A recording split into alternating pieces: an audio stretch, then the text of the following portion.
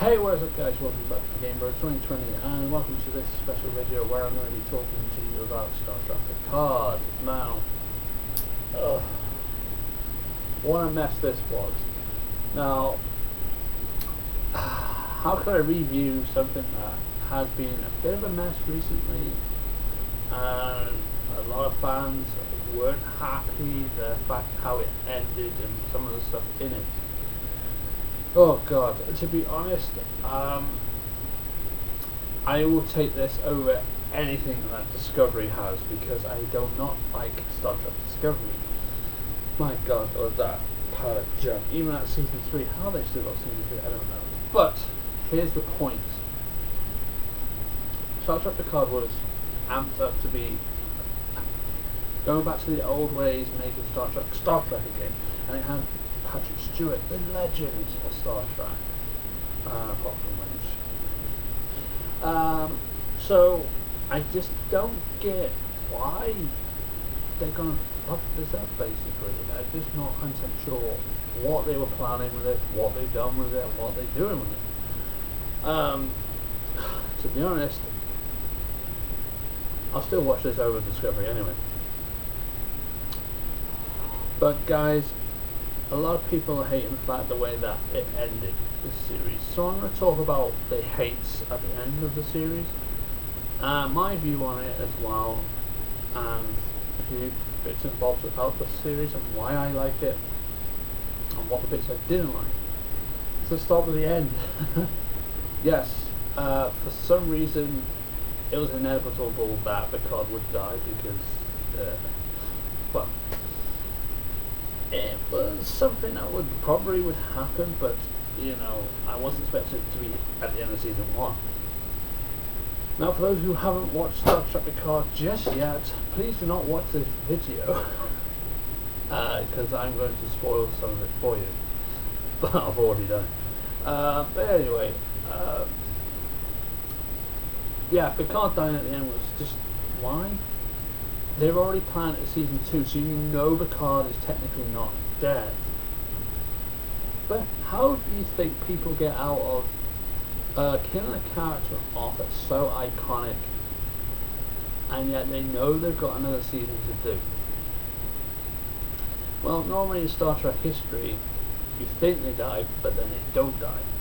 Now, Picard, as far as I know, is not a Dax. So he can't use that symbiont to survive to pass on to another host. So, you know, they can't really kill him that way, like they do in Deep Space Nine with some people that are a Daxian host who take that symbiont and live on other people's memory inside them. So, what other way is there? Well, Data's father, Dr. Soong, or the creator of Data and Lore, well, he's technically dead, but he lives on through his android. The creator of the EMH, Dr. Lewis Zimmerman. I don't know if he died, I don't think he has, but yet he lived. His memory lived on in the EMH Mark 1. Hologram. Who, the only one in Voyager was the one that was so spectacular, which didn't make sense in First Contact, that he was completely dumb on the Enterprise, and yeah, Voyager 1 was the only one that actually pushed this thing. So we've got two choices. Picard might be turned into an EMH or a hologram, which there is a hologram in this with one of the pilots they found later on in the series. They decided to go with the obvious answer and making him an android like Data, which I already think that they're already planned two endings. Picard dies and becomes an android so that he can later on revisit another old storyline, which was in Star Trek Nemesis, where Data decided to sacrifice himself for the crew. So I'm thinking, and you already heard it here, if it happens, I already thought of it. Picard's going to become an android, and at the end of the series, the final season finale, he will sacrifice himself for his friends by destroying himself as an android. Now, sometimes that can be bad because we've known from history that WWE are doing right now, which is wrestling, which nothing to do with Star Trek, they have revisited some old storylines that haven't gone to plan. There's no point revisiting something that worked back then because it might not work now. But yeah, other than that, yeah, I did not like the idea that Picard died because, well, how is he expected to die and still be able to be in season 2? Doesn't make sense, does it, guys? No. But then make him an android, of course he's going to get away with lots of things. So that's one thing I didn't like. A lot of other fans didn't like either. The other things I didn't like about this was the whole, oh, what's so popular this day and age, apart from doing drugs. That's been popular for a long time. Not. So what is mostly popular right now? Well, I'll give you a hint. Vaping. What a coincidence this was next to me at the time. Yes, apparently vaping is a cool thing, so they thought, why not put it into Star Trek?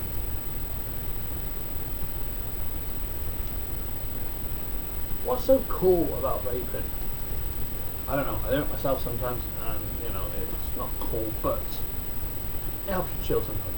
So, I don't know why they implemented that into Star Trek to make it look cool. Why would you want to advertise people to vape?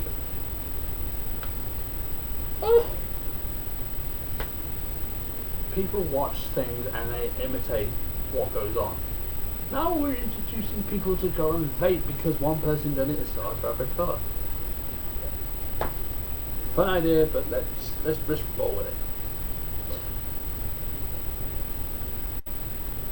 Another thing I don't like about Star Trek Picard, swearing.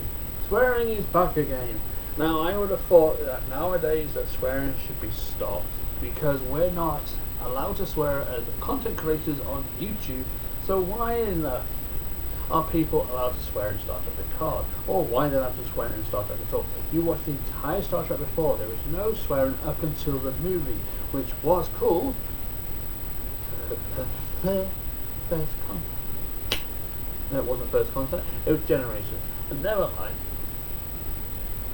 And fun fact, it was this one, where this character, Mr. William Shatner, finally died. Kirk, yay. But yes, but there is a reason why Brent, or shall we say Data, swore in this, is purely because he was an android trying to imitate becoming more human. Now, he had a motion chip put inside him which was making him a bit crazy, so basically that gives you a sense that he was allowed to swear. Okay, he only used the S word, which was shit, which apparently is the only thing we're allowed to use on national TV, as well as YouTube, as a content creator. But why is it in Star Trek? I mean, none of the other TV series had it, but you can explain with that version because Data was basically an android becoming human, and he had a motion chip inside him, so you can actually let that one slide a bit, and it's only one word. Discovery had too many swearing words from that young girl saying it, like he's going, "He said fucking kill, oh fucking da da da." Why do you need all this? And now I've just sworn, my video is screwed. But who cares? I will fight the fact that in Discovery they're allowed to swear. As a content creator, I'm going to say I'm allowed to swear, but we'll try and use it in moderation. So, talking about the swearing, yes, I did not get why an android and a Romulan. Yes, Romulans are evil, but why are they swearing? Seriously, I don't remember. Let's think of a Romulan. One in Deep Space Nine. He never swore. He was angry. It's like, it's a fake. He didn't go, it's a fucking fake. You know, that will be if whatever his name is, I like Explosion, Michael Bay wanted to do Star Trek. But no, even Klingons are angry, although there was no presence of Klingons in this, which was a shame and a missed opportunity, but hopefully maybe in season 2 we'll get to see Worf again. Possibly, please, because there's always thought that Janeway's supposed to be in this, but she wasn't in the first season, so maybe she'll be in the second season. But anyway, yeah, you don't see Klingons going, "Kapla, motherfucker," do you? So why is there a Romulan who's a spy who's pretending to be Admiral in Starfleet? You see my problem?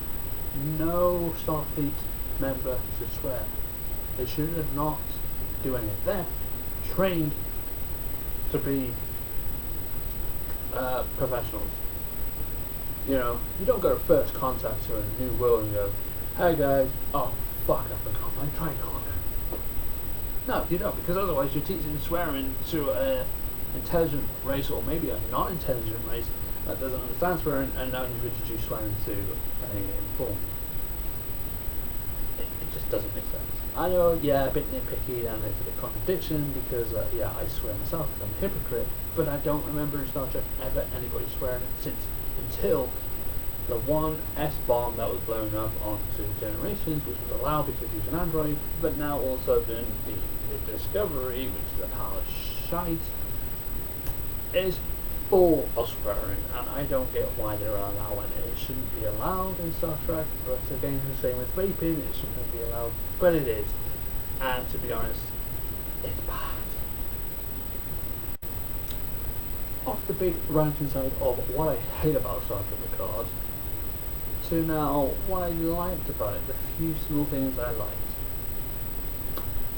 Let's start with the,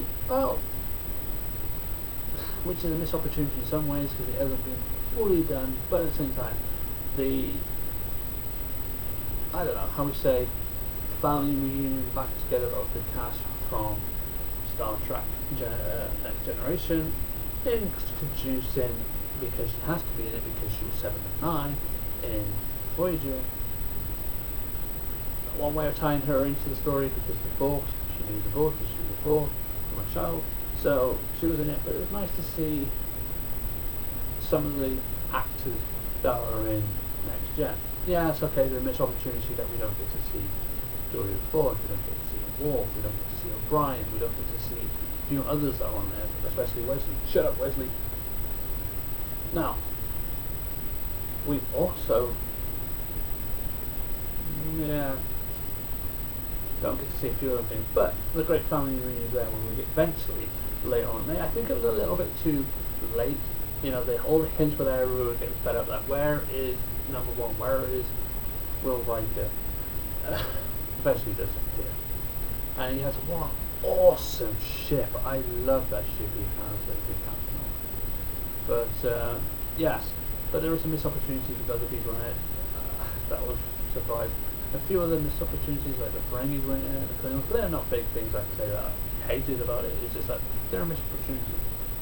But the thing I liked is like seeing that original actor who played the first Borg that spoke, that was a person who was called who was given an was called Hugh, and he had his own identity.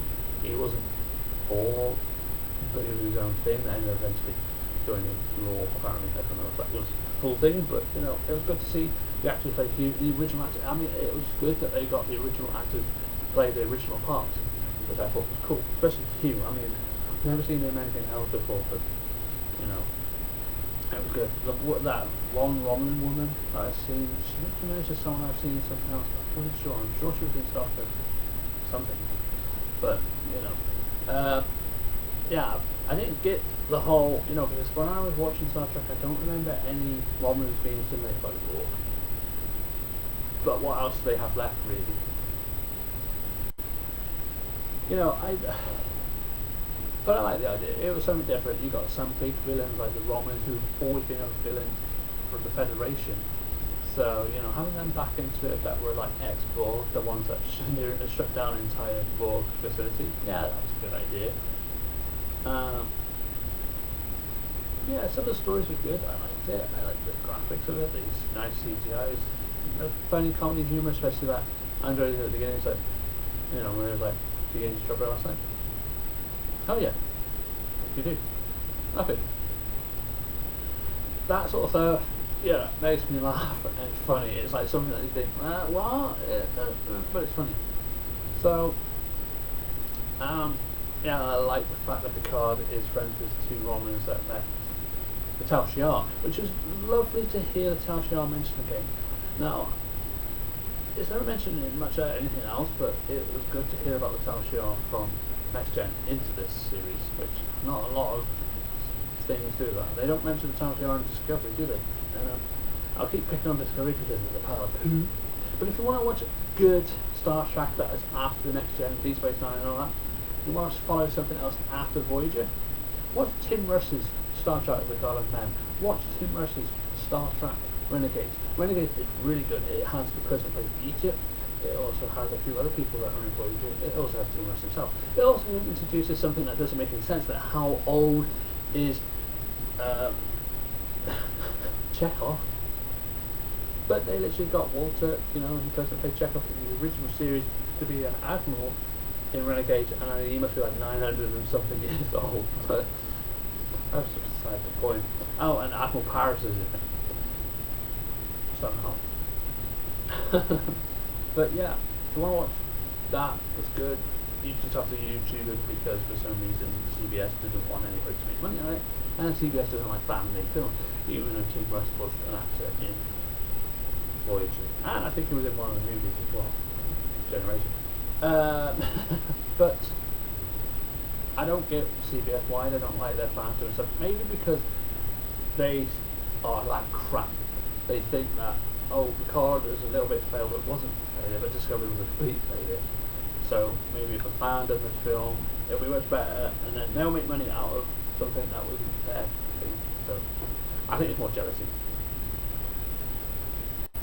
It's like me and my brother GC Chris, we have made our own Star Trek fan film.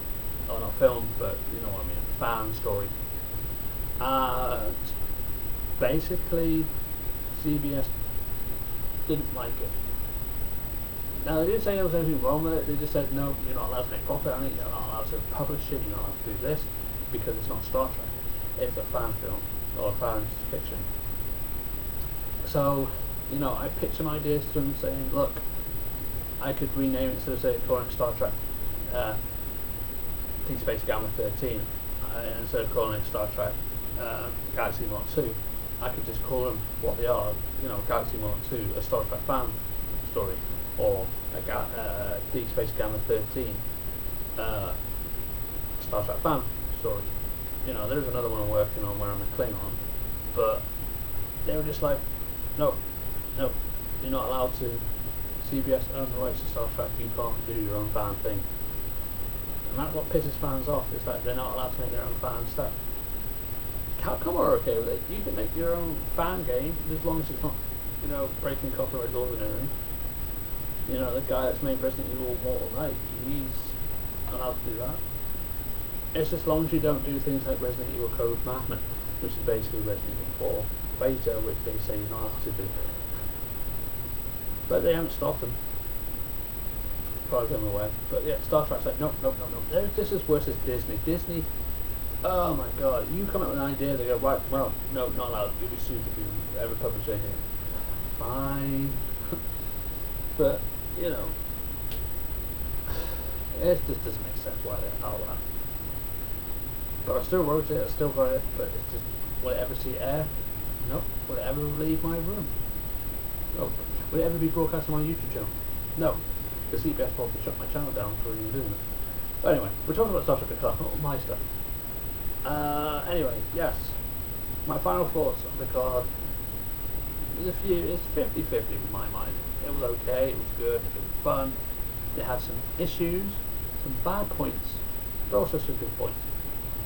And it is way better than Discovery. I hate you, Discovery. So, in all fairness, I'll give Star Trek Picard a big number compared to 2 out of 10 on Discovery. I will give Star Trek Picard, it's funny, it's good, it's got some few bad bits, 8 out of 10. How much I'm giving it? It's good, and I'm looking forward to seeing season 2 when it's done, but at the same time, I will never watch Discovery, ever. Even though they're on season 3. No, I won't watch it. So guys, what are your thoughts on Star Trek Picard? Hit me up in the comment section below. Let me know what you think about it. I've already seen Wolverine Tracks video on it, and if you want to see Wolverine Tracks review on it, his link will be in the description below to check out his review videos, why gave me an idea to do my own review of Star Trek Picard. I've watched it a few times. I can't do a huge full review because it'll just be too long, and I'm not allowed to put anything up with videos in because copyright. So I thought I'd just do a nice little quick bit where I say a few of my opinions and views. I can't do a full in-depth thing, but I just do something that's quite quick and easy for me to just blurt out and say, this is what I like, this is what I don't like, this is my view, my ratings on it, and that's it. But I want to know what you guys think.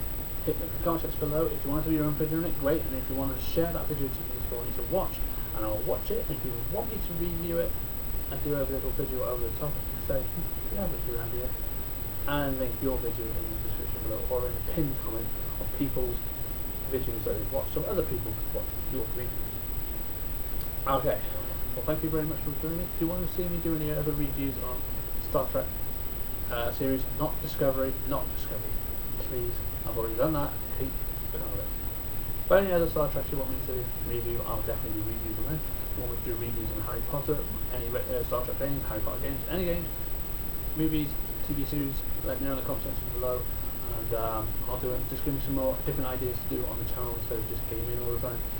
But I thought I'll do this because I'm a fan of Star Trek, I'm a fan of gaming and sci-fi and other things, so I pretty much can do anything on it. Even though it's called the Game Bird 2020, Star Trek technically gets away with it because there is a game of it, but also there's a great TV series that goes with it as well. I do anything review-wise, film, TV series, games.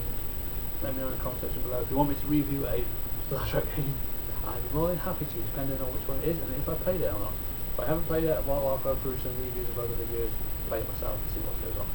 So anyway guys, thank you for joining me for this video. If you did enjoy, leave a big thumbs up on the video, it really helps the channel grow.